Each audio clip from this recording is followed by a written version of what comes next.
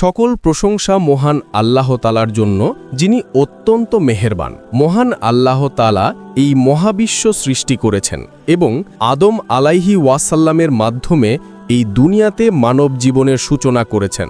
এইভাবে মহান আল্লাহ তাআলা পৃথিবীতে অসংখ্য সম্প্রদায় সৃষ্টি করেছেন এবং মানবজাতির হেদায়েতের জন্য অসংখ্য নবী রাসূল পাঠিয়েছেন। বিভিন্ন রেওয়ায়াতে বর্ণিত হয়েছে এই দুনিয়াতে প্রায় 1,24,000 নবী রাসূল আগমন করেছেন।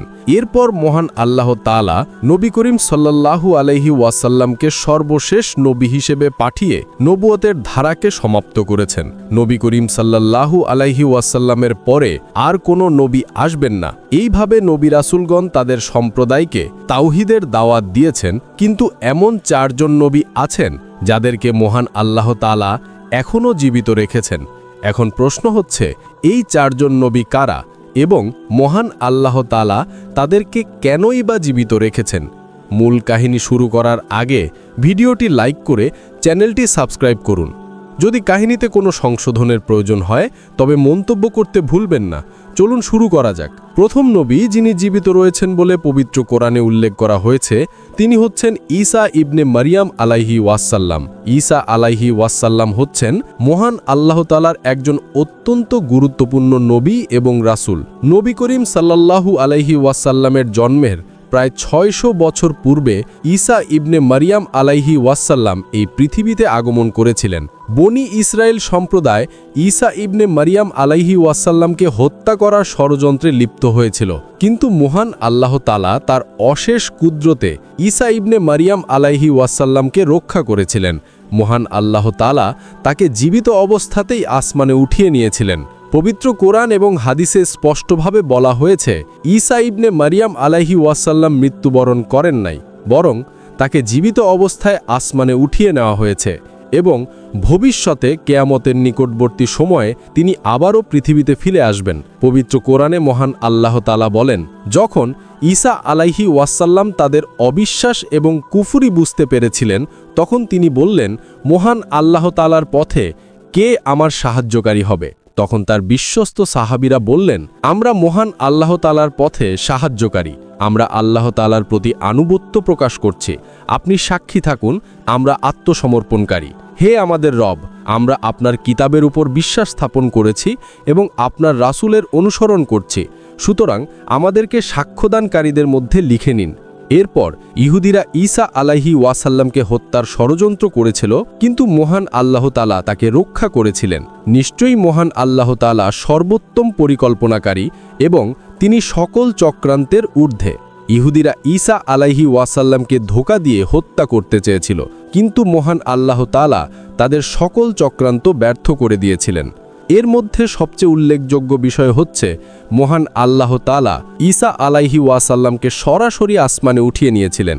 ইতিহাস থেকে জানা যায়, তৎকালীন জেরুজালেমের বাদশাহ ইহুদিদের পরামর্শ অনুসারে ঈসা আলাইহি ওয়াসাল্লামকে হত্যা করার সিদ্ধান্ত নিয়েছিল। যখন ইহুদিরা ঈসা আলাইহি ওয়াসাল্লামকে হত্যার জন্য চূড়ান্ত পরিকল্পনা করেছিল, তখন জিব্রাইল আলাইহি ওয়াসাল্লাম ঈসা আলাইহি ওয়াসাল্লামকে একটি ঘরে প্রবেশ করতে বলেছিলেন। সেই ঘরে একটি জানালা ছিল।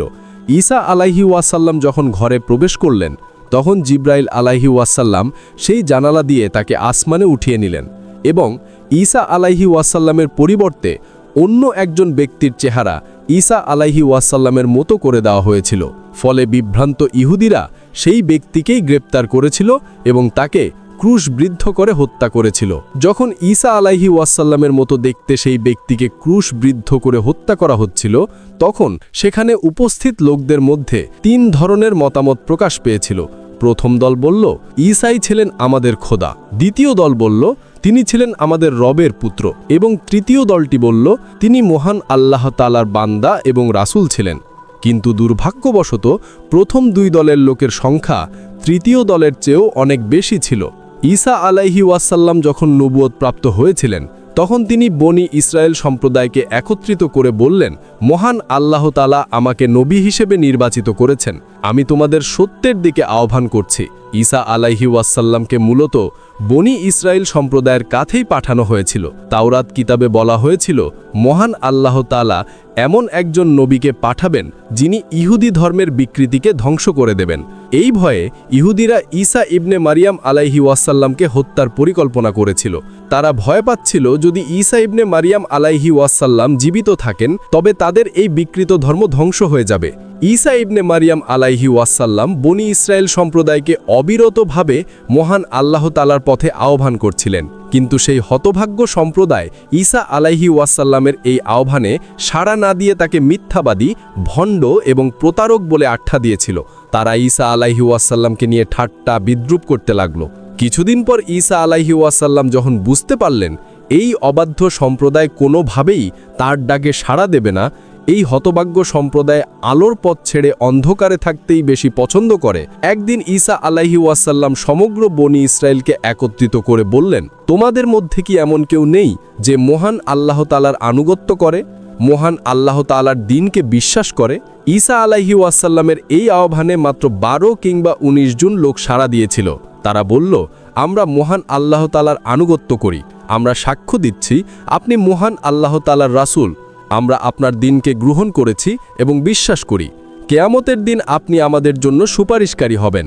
এই কয়েকজন ভাগ্যবান ছাড়া বাকি সবাই ঈসা আলাইহি ওয়াসাল্লামের এই আহ্বানকে অস্বীকার করেছিল এবং তাকে মিথ্যাবাদী ও ভণ্ড বলে দোষারোপ করছিল।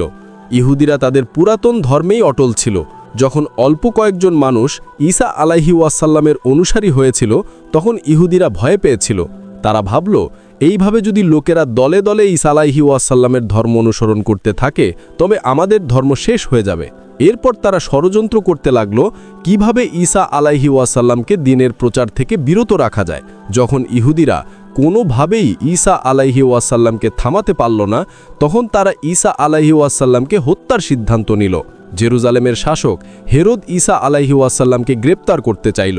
হেরোদ যখন জানতে পারল যে ঈসা আলাইহি ওয়াসাল্লাম বনি ইসরায়েলের জন্য একজন আশীর্বাদ স্বরূপ শ্যামসূত্র থেকে তার আবির্ভাব ঘটেছে, তখন হেরোদ ঈসা আলাইহি ওয়াসাল্লামকে হত্যা করতে চাইল। ইহুদিরা জিব্রাইল আলাইহি ওয়াসাল্লামকে খুশ করার চেষ্টা করছিল। তখন তারা একত্রিত হয়ে ঈসা আলাইহি ওয়াসাল্লামকে হত্যার পরিকল্পনা করল। ইহুদিরা তুতিয়া নামক একজন কুখ্যাত খুনিকে বেছে নিল ঈসা আলাইহি ওয়াসাল্লামকে হত্যা করার জন্য। তুতিয়া ছিল সেই সময়ের সবচেয়ে নিষ্ঠুরতম অপরাধী, যার কাছে মানুষ হত্যা করা ছিল খুব সাধারণ ব্যাপার। ইহুদিরা তুতিয়াকে বলল, যদি তুমি ঈসা ইবনে মারিয়ামকে হত্যা করতে পারো তবে আমরা তোমাকে এত সম্পদ দেব যা তুমি কল্পনাও করতে পারবে না। এই সম্পদের লোভে তুতিয়া ঈসা আলাইহি ওয়াসাল্লামকে হত্যার জন্য রওনা হয়েছিল। কিন্তু যখন সে ঈসা আলাইহি ওয়াসাল্লামের খুব কাছাকাছি পৌঁছে গেল তখন মহান আল্লাহ তাআলার হুকুমে জিব্রাইল আলাইহি ওয়াসাল্লাম এসে ঈসা আলাইহি ওয়াসাল্লামকে আসমানে উঠিয়ে নিলেন।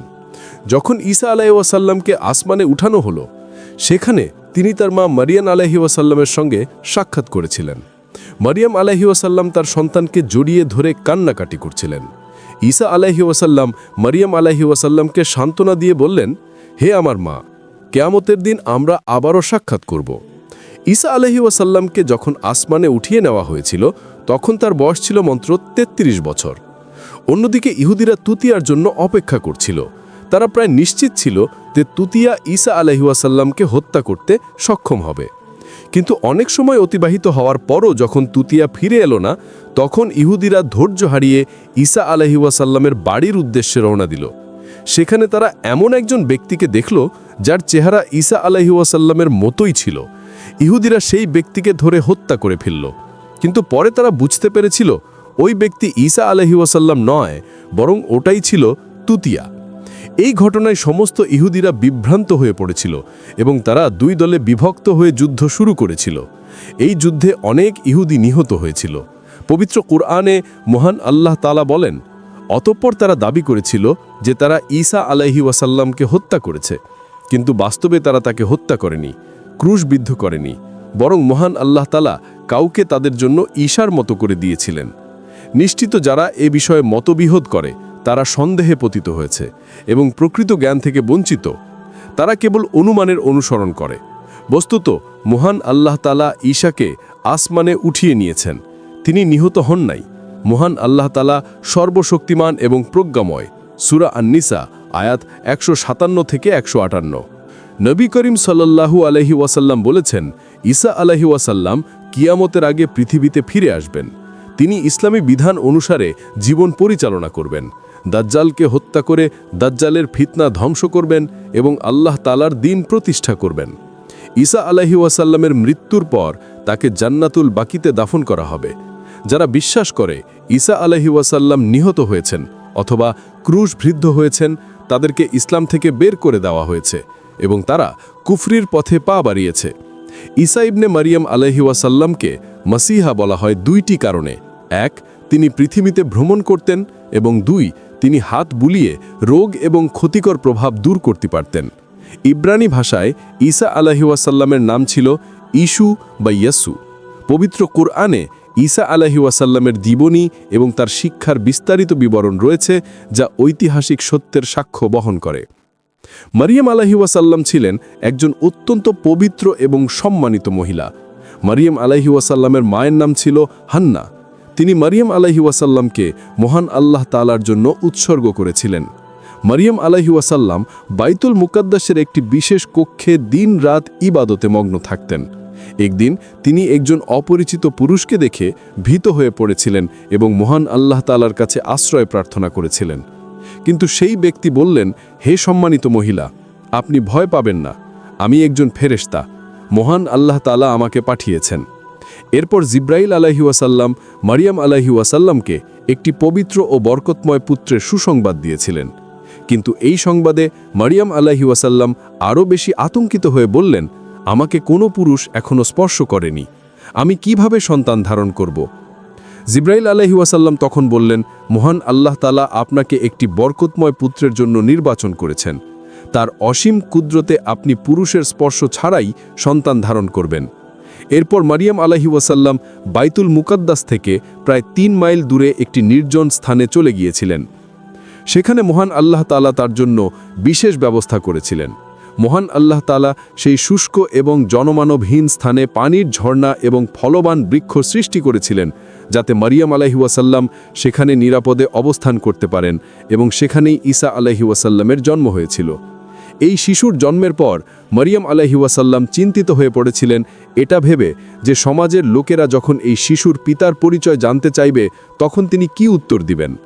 এরপর তিনি নীরব থাকার সিদ্ধান্ত নিলেন এবং স্থির করলেন যে তিনি লোকদের বলবেন তারা যেন সরাসরি এই শিশুটিকেই জিজ্ঞাসা করে।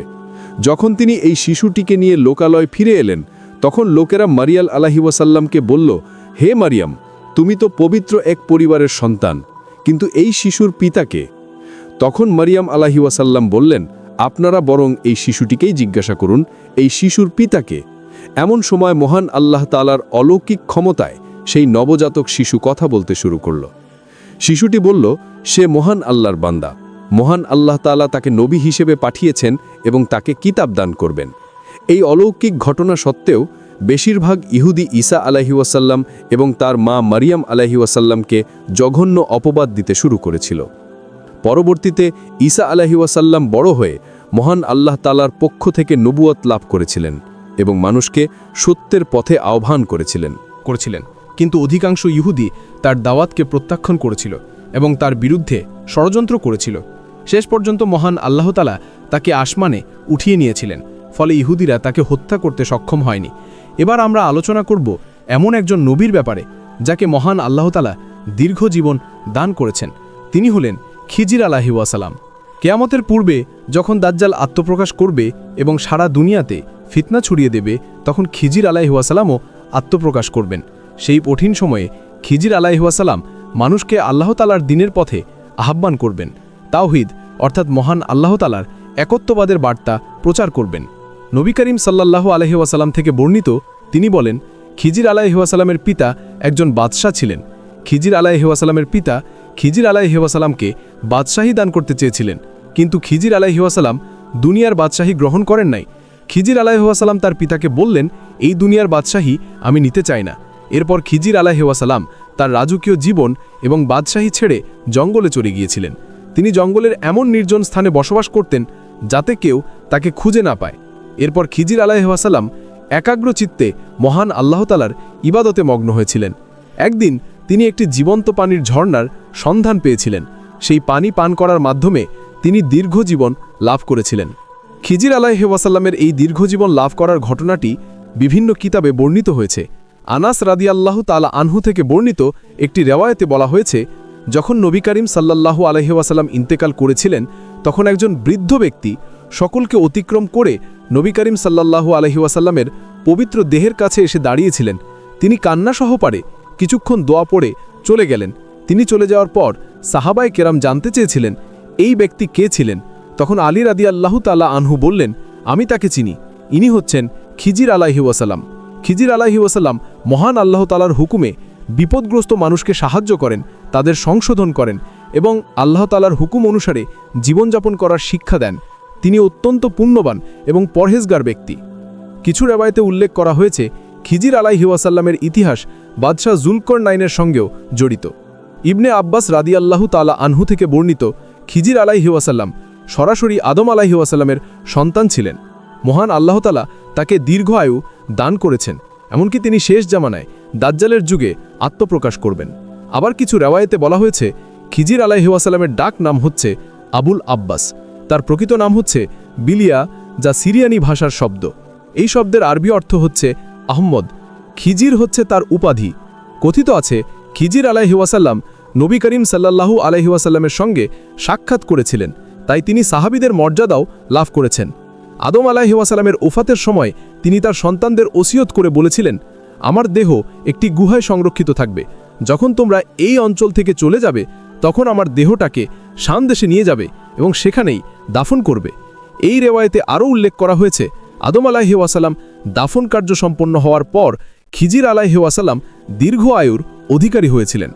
আনাস রাদিয়াল্লাহু তাআলা আনহু থেকে বর্ণিত, নবী করিম সাল্লাল্লাহু আলাইহি ওয়াসাল্লাম বলেছেন, খিজির এবং ইলিয়াস আলাইহি ওয়াসাল্লাম সমুদ্রে অবস্থান করেন। এই দুইজন নবী প্রতি বছর হজ আদায় করেন এবং জমজমের পানি পান করেন। আরেকটি রেওয়ায়েতে উল্লেখ করা হয়েছে ইলিয়াস আলাইহি ওয়াসাল্লাম একবার অসুস্থ হয়ে পড়েছিলেন। মৃত্যু নিকটবর্তী মনে করে তিনি কান্নাকাটি করছিলেন। এমন সময় মহান আল্লাহ তাআলা তাকে বললেন, হে ইলিয়াস, তোমার এই কান্নার কারণ কি? মৃত্যু ভয় নাকি জাহান্নামের ভয়? ইলিয়াস আলাইহি ওয়াসাল্লাম উত্তরে বললেন, হে আমার রব, আমি মৃত্যু কিংবা জাহান্নামের ভয়ে কান্নাকাটি করছি না। আমি কান্নাকাটি করছি এই কারণে, আমার মৃত্যু হয়ে গেলে আমি আর জিকির করতে পারবো, সালাত আদায় করতে পারবো না, সিয়াম পালন করতে পারবো না। অথচ এই দুনিয়াতে যত ইমানদার ব্যক্তি রয়েছেন তারা সবাই জিকির করবে, সালাত আদায় করবে, সিয়াম সাধনা করবে। তখন মহান আল্লাহ তাআলা বললেন, হে ইলিয়াস, আমি তোমার মৃত্যু এমন সময় পর্যন্ত স্থগিত করে দিলাম যতদিন দুনিয়াতে কেউ আমার জিকির করবে, অর্থাৎ কিয়ামত পর্যন্ত। খিজির আলাইহি ওয়াসাল্লামের দীর্ঘজীবন সম্পর্কে বিভিন্ন তাফসির কিতাবে বলা হয়েছে তিনি আবে হায়াতের পানি পান করেছিলেন। তৎকালীন বাদশাহ জুলকরনাইন কিছু প্রাচীন কিতাবের মাধ্যমে জানতে পেরেছিলেন শামের বংশে এমন একজন ব্যক্তি আত্মপ্রকাশ করবেন যিনি আবে হায়াতের পানি পান করবেন এবং এর ফলে তিনি দীর্ঘজীবন লাভ করবেন। এরপর জুলকরনাইন আবে হায়াতের সন্ধানে পশ্চিম এবং পূর্ব দিকে যাত্রা শুরু করেছিলেন। জুলকরনাইনের সঙ্গে খিজির আলাইহি ওয়াসাল্লামও ছিলেন। যাত্রাপথে তারা অন্ধকারাচ্ছন্ন এলাকায় পরস্পর বিচ্ছিন্ন হয়ে গেলেন। সেখানেও খিজির আলাইহি ওয়াসাল্লাম আবে হায়াতের সন্ধান পেয়েছিলেন এবং আবে হায়াতের পানি পান করেছিলেন, কিন্তু জুলকরনাইন তা পান করতে পারেন নাই। আবে হায়াত সম্পর্কে বলা হয় এটা বরফের চেয়েও ঠান্ডা, দুধের চেয়েও সাদা এবং মধুর চেয়েও মিষ্টি।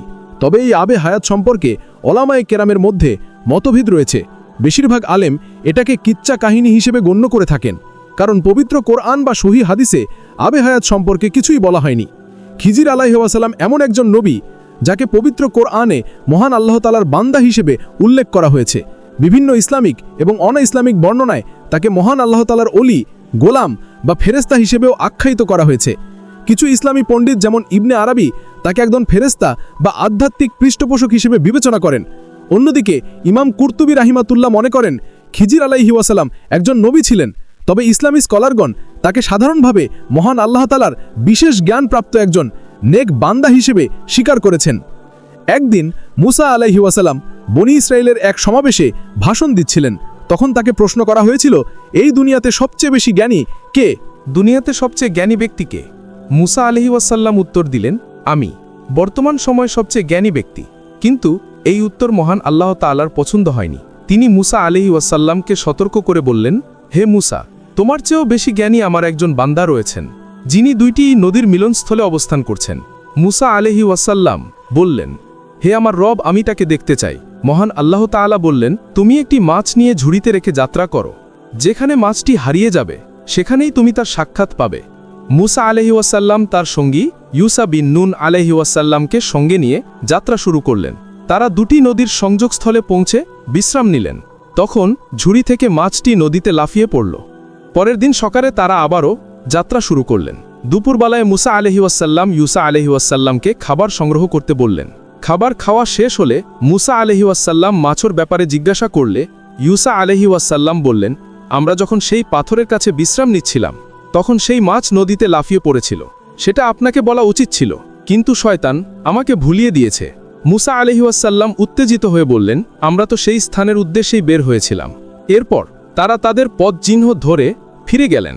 পথে একটি পাথরের নিকটে পৌঁছে তারা দেখতে পেলেন একজন ব্যক্তি একটি চাদর দিয়ে নিজেকে আবৃত করে রেখেছে। মুসা আলাইহি ওয়াসাল্লাম তাকে সালাম দিলেন। সেই ব্যক্তি সালামের জবাব দিয়ে জিজ্ঞাসা করলেন, আপনি কে? মুসা আলাইহি ওয়াসাল্লাম বললেন, আমি হচ্ছি মুসা। লোকটি বললেন, বনি ইসরাইলের মুসা। মুসা আলাইহি ওয়াসাল্লাম বললেন, আপনার অনুমান সত্য, আমি বনি ইসরাইল সম্প্রদায়ের মুসা। এরপর মুসা আলাইহি ওয়াসাল্লাম বললেন, হে খিজির আলাইহি ওয়াসাল্লাম, আমি আপনার সঙ্গে 3 দিন অবস্থান করতে চাই, যাতে মহান আল্লাহ তাআলা আপনাকে যে বিশেষ জ্ঞান দিয়েছেন আমি তা শিখতে পারি। খিজির আলাইহি ওয়াসাল্লাম বললেন, আপনি আমার সঙ্গে 3 দিন ধৈর্য ধারণ করতে পারবেন না। মুসা আলাইহি ওয়াসাল্লাম বললেন, অবশ্যই আপনি আমাকে ধৈর্যশীল পাবেন এবং আমি আপনার কোনো নির্দেশ অমান্য করব না। খিজির আলাইহি ওয়াসাল্লাম বললেন, যদি আপনি আমার সঙ্গে অবস্থান করতে চান তবে যতক্ষণ না পর্যন্ত আমি নিজে কোনো বিষয় প্রকাশ করছি ততক্ষণ পর্যন্ত আপনি আমাকে কোনো প্রশ্ন করতে পারবেন না। মুসা আলাইহি ওয়াসাল্লাম এই শর্তে সম্মতি দিলেন। এরপর মুসা এবং খিজির আলাইহি ওয়াসাল্লাম একসাথে সমুদ্রের পাশ দিয়ে যাত্রা শুরু করেছিলেন। তখন তাদের সামনে একটি নৌকা এলো। নৌকার মালিক কোনো ভাড়া ছাড়াই তাদেরকে নৌকায় উঠিয়ে নিলেন। কিছু দূর যাওয়ার পর হঠাৎ খিজির আলাইহি ওয়াসাল্লাম নৌকার একটি কাঠের তক্তা উপরে ফেললেন। মুসা আলাইহি ওয়াসাল্লাম এটা দেখে খুবই আশ্চর্য হয়ে বললেন, আপনি নৌকাটা খারাপ করে ফেললেন। এই নৌকার মালিক আমাদের উপকার করেছিল আর আপনি তার ক্ষতি করলেন। খিজির আলাইহি ওয়াসাল্লাম উত্তর দিলেন, হে মুসা, আমি আগেই বলেছিলাম আপনি ধৈর্য ধারণ করতে সক্ষম হবেন না। মুসা আলাইহি ওয়াসাল্লাম লজ্জিত হয়ে বললেন, আমাকে ক্ষমা করুন, আমি ভুলে গিয়েছিলাম। এরপর তারা নৌকা থেকে একটি গ্রামের উদ্দেশ্যে রওনা হলেন। পথে তারা কয়েকজন শিশুকে দেখতে পেলেন। হঠাৎ খিজির আলাইহি ওয়াসাল্লাম একটি ছোট্ট বাচ্চাকে হত্যা করে ফেললেন। মুসা আলাইহি ওয়াসাল্লাম ভয়ানক রেগে গিয়ে বললেন, আপনি একটি মাসুম বাচ্চাকে হত্যা করে ফেললেন, এটা মহাপাপ। মহান আল্লাহ তাআলা ছাড়া জীবন এবং মৃত্যুর মালিক কেউ নয়। খিজির আলাইহি ওয়াসাল্লাম আবারও বললেন, হে মুসা, আমি আগেই বলেছিলাম আপনি ধৈর্য ধারণ করতে সক্ষম হবেন না। মুসা আলাইহি ওয়াসাল্লাম আবারও ক্ষমা চাইলেন এবং বললেন, আমাকে আরেকটাবার ক্ষমা করুন, যদি আমি আবারও কোনো প্রশ্ন করি তবে আপনি আমাকে ছেড়ে দেবেন। আবারও যাত্রা শুরু হলো। এবার তারা একটি গ্রামে গিয়ে পৌঁছালেন। সেখানে তারা গ্রামবাসীদের কাছে কিছু খাবার চাইলেন, কিন্তু কেউ তাদের খাবার দিতে রাজি হলো না। সেখানে তারা একটি ক্ষতিগ্রস্ত দেয়াল দেখতে পেলেন। খিজির আলাইহি ওয়াসাল্লাম সেই দেয়ালটি মেরামত করে দিলেন। মুসা আলাইহি ওয়াসাল্লাম এবারও বললেন, গ্রামের লোকেরা আমাদের খাবার দিল না, অথচ আপনি তাদের এই দেয়াল মেরামত করে দিলেন। আপনি যদি চাইতেন তবে এর বিনিময়ে কিছু পারিশ্রমিক নিতে পারতেন। খিজির আলাইহি ওয়াসাল্লাম এবার বললেন, হে মুসা, এবার আমাদের পথ আলাদা হয়ে যাবে, তবে আমি আপনাকে এই সমস্ত ঘটনার রহস্য বলে দিচ্ছি। সেই নৌকার মালিক ছিল খুবই দরিদ্র একজন মানুষ। সে মৎস্য শিকার করে জীবিকা নির্বাহ করত। সেই এলাকার বাদশা ছিল খুবই অত্যাচারী। সে ভালো নৌকা বলপূর্বক কেড়ে নিত। তাই আমি ইচ্ছা করেই ওই নৌকাটিতে একটা খুঁত তৈরি করে দিয়েছিলাম, যাতে নৌকাটি অত্যাচারী বাদশা দখল না করে। কিন্তু নৌকার মালিক পরে সহজেই এই নৌকাটি মেরামত করতে পারবে। যে বাচ্চাটিকে আমি হত্যা করেছিলাম সেই বাচ্চাটি ছিল জন্মগতভাবেই কাফের, কিন্তু তার মা বাবা খুবই ভালো মানুষ ছিলেন। বাচ্চাটি বড় হলে এই বাচ্চার কারণে তার মা বাবা কুফরিতে লিপ্ত হয়ে যেত। সেই জন্য আমি এই বাচ্চাটিকে হত্যা করে ফেলেছি এবং মহান আল্লাহ তাআলার কাছে দোয়া করেছি যেন তিনি সেই পিতামাতাকে এর বদলে একটি নেক সন্তান দান করেন। যে দেয়ালটি আমি মেরামত করেছিলাম সেটা ছিল 2 জন এতিম বাচ্চার সম্পত্তি। সেই দেয়ালের নিচে তাদের জন্য একটি গুপ্তধন লুকিয়ানো ছিল। যদি দেয়ালটি ভেঙে পড়ত তবে অন্য লোকেরা সেই গুপ্তধন চুরি করে নিত। তাই আমি দেয়ালটি ঠিক করে দিলাম যাতে বাচ্চারা বড় হয়ে নিজেরাই সেই সম্পদ উদ্ধার করতে পারে। নবী করিম সাল্লাল্লাহু আলাইহি ওয়াসাল্লাম বলেছেন, মুসা আলাইহি ওয়াসাল্লাম যদি আরও ধৈর্য ধারণ করতে পারতেন তবে আমরা আরও অনেক আশ্চর্যজনক ঘটনা জানতে পারতাম। এই ঘটনাগুলি পবিত্র কোরআনের সূরা কাহফে বর্ণিত হয়েছে, তবে সেখানে খিজির আলাইহি ওয়াসাল্লামের নাম সরাসরি বলা হয়নি। ইলিয়াস আলাইহিওয়াসাল্লাম হচ্ছেন ঈসা এবং খিজির আলাইহিওয়াসাল্লামের পর তৃতীয় জীবিত নবী, যার কথা পবিত্র কোরআনের 2টি স্থানে উল্লেখ করা হয়েছে। তাফসির কিতাবসমূহে বর্ণিত হয়েছে ইলিয়াস আলাইহিওয়াসাল্লামকে একটি নুরানি ঘোড়ায় চড়িয়ে আসমানে উঠিয়ে নেওয়া হয়েছিল। এই ঘটনার সাক্ষ্য আনাস রাদিয়াল্লাহু তাআলা আনহুর একটি রিওয়ায়াতে পাওয়া যায়। তিনি বলেন, আমি এবং নবী করিম সাল্লাল্লাহু আলাইহি ওয়াসাল্লাম মরুভূমিতে যাত্রা করেছিলাম। তখন আমরা একটি আওয়াজ শুনলাম, হে আমার রব, আমাকেও মুহাম্মদ সাল্লাল্লাহু আলাইহি ওয়াসাল্লামের উম্মত বানিয়ে দিন। এই আওয়াজ শুনে নবী করিম সাল্লাল্লাহু আলাইহি ওয়াসাল্লাম আমাকে বললেন, হে আনাস, এই আওয়াজ কার তা তুমি খুঁজে বের করো।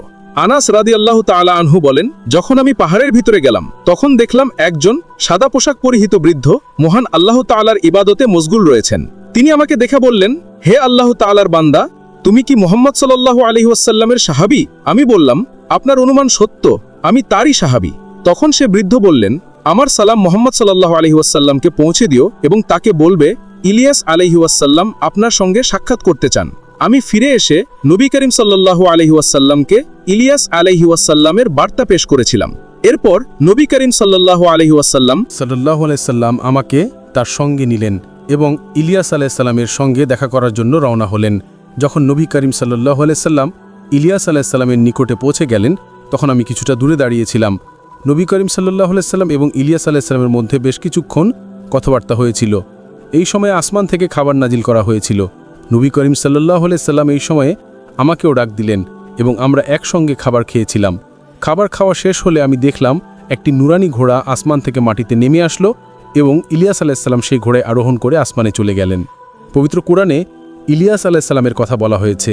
পবিত্র কোরআনে তার নাম ইলিয়াস আলাইহিস সালাম বলা হয়েছে। ইনজিল কিতাবে তাকে ইলিয়া নবী বলা হয়েছে। অবশ্য কিছু রিওয়ায়াত অনুসারে ইলিয়াস এবং ইদ্রিস আলাইহিস সালাম একই নবীর 2 নাম, কিন্তু এটা সঠিক নয়। এই রিওয়ায়াতগুলির সনদ দুর্বল এবং আলেমগণ এই রিওয়ায়াতগুলিকে গ্রহণযোগ্য মনে করেন নাই। দ্বিতীয়ত, পবিত্র কোরআন থেকে আমরা এটা বুঝতে পারি ইলিয়াস এবং ইদ্রিস আলাইহিস সালাম আলাদা নবী ছিলেন। পবিত্র কোরআনে ইলিয়াস আলাইহিস সালামের কথা সূরা আনামে 2 বার উল্লেখ করা হয়েছে।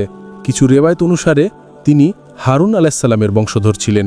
মহান আল্লাহ তাআলা ইলিয়াস আলাইহিস সালামকে শাম দেশের বালাক নামক শহরে পাঠিয়েছিলেন। সেখানকার লোকেরা বালাক নামক এক মূর্তির পূজা করত। কাউমে ইলিয়াস ফিলিস্তিনের পশ্চিমাঞ্চলীয় এলাকা সামারায় বসবাস করত এবং তারা বালাকের পূজা করত। বাইবেলের সালাত কিতাবে উল্লেখ করা হয়েছে বাদশাহ আকাবের স্ত্রী ইসাবেলা বালাক মূর্তির পূজা শুরু করেছিল। ইলিয়াস আলাইহিস সালাম এই জাতিকে মূর্তি পূজা ত্যাগ করতে বলেছিলেন, কিন্তু এই অবাধ্য জাতি ইলিয়াস আলাইহিস সালামকে হত্যার ষড়যন্ত্র করেছিল। কিন্তু মহান আল্লাহ তাআলা তাদের এই ষড়যন্ত্র ব্যর্থ করে ইলিয়াস আলাইহিস সালামকে জীবিত অবস্থায় আসমানে উঠিয়ে নিয়েছিলেন। এখন আমরা চতুর্থ যে নবীর কথা বলবো, তিনি এখনও জীবিত অবস্থায় রয়েছেন। তিনি হচ্ছেন ইদ্রিস আলাইহিস সালাম। তার জীবিত থাকার কথা অনেক হাদিসে বর্ণিত হয়েছে। যেমন মহান আল্লাহ তাআলা সূরা মরিয়মে ইরশাদ করেন, তিনি ছিলেন একজন নেককার বান্দা এবং নবী। মহান আল্লাহ তাআলা ইদ্রিস আলাইহিস সালামকে আসমানে উঠিয়ে নিয়েছিলেন। নবী করিম সাল্লাল্লাহু আলাইহি সাল্লামের সাথে ইদ্রিস আলাইহিস সালামের সাক্ষাৎ হয়েছিল মেরাজের রাতে। ইবনে আব্বাস রাদিয়াল্লাহু তাআলা আনহু থেকে বর্ণিত, ইদ্রিস আলাইহিস সালাম একজন দর্জি ছিলেন। কাজের পাশাপাশি তিনি সারাক্ষণ মহান আল্লাহ তাআলার জিকিরে মশগুল থাকতেন। যখন সন্ধ্যা হতো তখন তার নেক আমল অনেক বেড়ে যেত। ইদ্রিস আলাইহিস সালামের নেক আমল পৃথিবীর সকল মানুষের চেয়ে বেশি হতো এবং তার নেক আমল মহান আল্লাহ তাআলার দরবারে জমা হতো। ইদ্রিস আলাইহিস সালাম মহান আল্লাহ তাআলার তৃতীয় নবী ছিলেন, যিনি আদম আলাইহিস সালাম এবং শীস আলাইহিস সালামের পরে নবুয়তের মহান মর্যাদা লাভ করেছিলেন। কিছু রিওয়ায়াত অনুসারে ইদ্রিস আলাইহিস সালাম বাবেল অথবা মিশরে জন্মগ্রহণ করেছিলেন। হাদিস অনুসারে ইদ্রিস আলাইহিস সালাম এই দুনিয়ার মানুষকে সর্বপ্রথম লেখাপড়া এবং জ্ঞান অর্জনের শিক্ষা দিয়েছিলেন। তিনি তার জীবনের একটি বড় অংশ এই শিক্ষা এবং তাবলিগে ব্যয় করেছিলেন। এই জন্য লোকেরা তাকে ইদ্রিস অর্থাৎ শিক্ষাদানকারী বলে ডাকত। তিনি শীস আলাইহিস সালামের 5ম পুরুষে জন্মগ্রহণ করেছিলেন। শীস আলাইহিস সালামের ইন্তেকালের কিছুদিন পরেই তার অনুসারীর সংখ্যা কমে গিয়েছিল। কাবিলের বংশধররা কুফর, শিরক, পাপাচার এবং অশ্লীলতায় মেতে উঠেছিল। ব্যভিচার এবং মদ্যপান সাধারণ ব্যাপার হয়ে দাঁড়িয়েছিল। পবিত্র সম্পর্কগুলিও হারিয়ে গিয়েছিল। মূর্তি পূজা এবং আগুনের উপাসনা চলছিল। মনে হচ্ছিল যেন দুনিয়ার শয়তান এবং তার অনুসারীরাই দখল করে নিয়েছে। আদম এবং শীস আলাইহিস সালামের প্রতিষ্ঠিত শরীয়তের সীমা এবং মহান আল্লাহ তাআলার বিধানকে লঙ্ঘন করা হচ্ছিল। এই সময়ে মহান আল্লাহ তাআলা এই পথভ্রষ্ট জাতির জন্য একজন নবীকে পাঠানোর সিদ্ধান্ত নিয়েছিলেন এবং এই মহান দায়িত্বের জন্য শীস আলাইহিস সালামের বংশ থেকে ইদ্রিস আলাইহিস সালামকে নির্বাচন করা হয়েছিল। ইদ্রিস আলাইহিস সালামের মধ্যে সকল উত্তম গুণাবলী বিদ্যমান ছিল, যা একজন আল্লাহ তাআলা নবীর থাকা আবশ্যক। তিনি ছিলেন আদম আলাইহিস সালামের দিনের অনুসারী, পরহেজগার এবং সত্যবাদী মানুষ। নবুয়তের দায়িত্ব পাওয়ার পর তিনি তার সম্প্রদায়ের পথভ্রষ্ট লোকদের মধ্যে দাওয়াত এবং তাবলিগের কাজ শুরু করেছিলেন, কিন্তু হেদায়েতের পথের শিক্ষা এবং নেকির কথা তাদের কাছে অত্যন্ত অপ্রিয় মনে হচ্ছিল। ফলে তারা ইদ্রিস আলাইহিস সালামের শত্রু হয়ে গিয়েছিল এবং তার অনুসারীদের বিভিন্নভাবে কষ্ট দিতে শুরু করেছিল। শেষ পর্যন্ত ইদ্রিস আলাইহিস সালামের অত্যাচারে অতিষ্ঠ হয়ে বাবেল থেকে হিজরত করার সিদ্ধান্ত নিয়েছিলেন এবং তার অনুসারীদেরকে এই সিদ্ধান্ত বলেছিলেন। যেহেতু বাবেল দোজলা এবং ফুরাত নদীর তীরে একটি উর্বর এবং সমৃদ্ধ অঞ্চল ছিল, তাই সেখান থেকে হিজরত করা তাদের জন্য একটি কঠিন সিদ্ধান্ত ছিল। তারা প্রথমে এই বিষয়ে দ্বিধা প্রকাশ করেছিল, কিন্তু পরে ইদ্রিস আলাইহিস সালাম বোঝানোর পর তারা ইদ্রিস আলাইহিস সালামের সঙ্গে হিজরত করতে রাজি হয়েছিলেন। ইদ্রিস আলাইহিস সালাম এবং তার অনুসারীরা বাবেল থেকে মিশরের উদ্দেশ্যে রওনা হয়েছিলেন এবং নীল নদের তীরে বসতি স্থাপন করেছিলেন। এই অঞ্চল বাবেলের চেয়েও বেশি উর্বর এবং সমৃদ্ধ ছিল। ইদ্রিস আলাইহিস সালাম সেখানকার মানুষের মধ্যে শিক্ষা এবং তাবলিগের কাজ চালিয়ে গেলেন। তিনি সেই সময়ে প্রচলিত সকল ভাষায় দক্ষ ছিলেন এবং মানুষদেরকে তাদের নিজস্ব ভাষায় শিক্ষা দিতেন। ইদ্রিস আলাইহিস সালামকে নূহ আলাইহিস সালামের প্রায় 1000 বছর পূর্বে পাঠানো হয়েছিল। মহান আল্লাহ তাআলা সর্বপ্রথম ইদ্রিস আলাইহিস সালামকে নবুয়তের মর্যাদায় ভূষিত করে ইদ্রিস আলাইহিস সালামের উপর 30টি সহিফা অবতীর্ণ করেছিলেন। ইদ্রিস আলাইহিস সালাম ছিলেন প্রথম মানুষ যাকে জ্যোতিষশাস্ত্র এবং গণিতের জ্ঞান দান করা হয়েছিল। তিনি প্রথম কলম দ্বারা লিখতে শুরু করেছিলেন এবং কাপড় সেলাই করার পদ্ধতি আবিষ্কার করেছিলেন। ইদ্রিস আলাইহিস সালামের পূর্বে মানুষ সাধারণত পশুর চামড়া পরিধান করত। এছাড়াও তিনি প্রথম ওজন এবং পরিমাপের পদ্ধতি প্রবর্তন করেছিলেন। ইদ্রিস আলাইহিস সালাম অধিক পরিমাণে মহান আল্লাহ তাআলার জিকিরে মশগুল থাকতেন। ফেরেশতারা তার কাছে অত্যন্ত প্রিয় এবং সম্মানিত ব্যক্তি ছিলেন। ফেরেশতারা মাঝে মধ্যে ইদ্রিস আলাইহিস সালামের কাছে আসতেন। একবার মালাকুল মাউত আলাইহিস সালাম মহান আল্লাহ তাআলার অনুমতি নিয়ে মানুষের রূপে দীর্ঘ সময় ইদ্রিস আলাইহিস সালামের সঙ্গে অবস্থান করেছিলেন। যখন ইদ্রিস আলাইহিস সালাম বুঝতে পারলেন এই ব্যক্তি সাধারণ মানুষ নন, বরং তিনি হচ্ছেন মালাকুল মউত, তখন ইদ্রিস আলাইহিস সালাম বললেন, আমি মৃত্যুর স্বাদ গ্রহণ করতে চাই, যাতে আমি আরও বেশি ইবাদত করতে পারি। মালাকুল মউত মহান আল্লাহ তাআলার অনুমতি সাপেক্ষে ইদ্রিস আলাইহিস সালামের জান কবজ করেছিলেন এবং তার জীবন আবার ফিরিয়ে দিলেন। এরপর ইদ্রিস আলাইহিস সালাম বললেন, আমি জান্নাত এবং জাহান্নাম দেখতে চাই। এরপর মালাকুল মউত মহান আল্লাহ তাআলার অনুমতি নিয়ে তাকে জাহান্নাম দেখালেন এবং তিনি সেখানে দীর্ঘ সময় অবস্থান করেছিলেন। এরপর মালাকুল মউত ইদ্রিস আলাইহিস সালামকে নিয়ে জান্নাতে গেলেন। জান্নাতে যাওয়ার পর ইদ্রিস আলাইহিস সালাম বললেন, যতক্ষণ না পর্যন্ত জান্নাত জাহান্নামের স্রষ্টা আমাকে এখান থেকে চলে যাওয়ার আদেশ দেন, ততক্ষণ আমি যাব না। ইদ্রিস আলাইহিস সালাম আরও বললেন, আমি মৃত্যুর স্বাদ গ্রহণ করেছি, আমি জাহান্নাম দেখেছি এবং আমি জান্নাতে এসেছি, সুতরাং আমি এখান থেকে যেতে চাই না।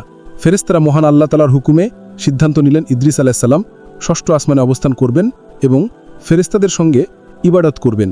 কিছু রিওয়ায়াতে বলা হয়েছে তিনি চতুর্থ আসমানে অবস্থান করছেন। জাহরি রাহিমাহুল্লাহ থেকে বর্ণিত, মেরাজের রাতে নবী করিম সাল্লাল্লাহু আলাইহি সাল্লাম চতুর্থ আসমানে ইদ্রিস আলাইহিস সালামের সঙ্গে সাক্ষাৎ করেছিলেন। সুপ্রিয় দর্শক মণ্ডলী, প্রতিদিন নতুন নতুন ভিডিও পেতে আমাদের চ্যানেলটি অবশ্যই সাবস্ক্রাইব করুন এবং পাশে থাকা বেল আইকনটি প্রেস করতে অবশ্যই ভুলবেন না, এবং সেই সাথে আপনার যে কোনো মতামত আমাদের জানাতে আমাদের ভিডিওতে অবশ্যই কমেন্ট করুন। আশা করি আপনারা সবাই ভালো থাকবেন এবং সুস্থ থাকবেন। আসসালামু আলাইকুম।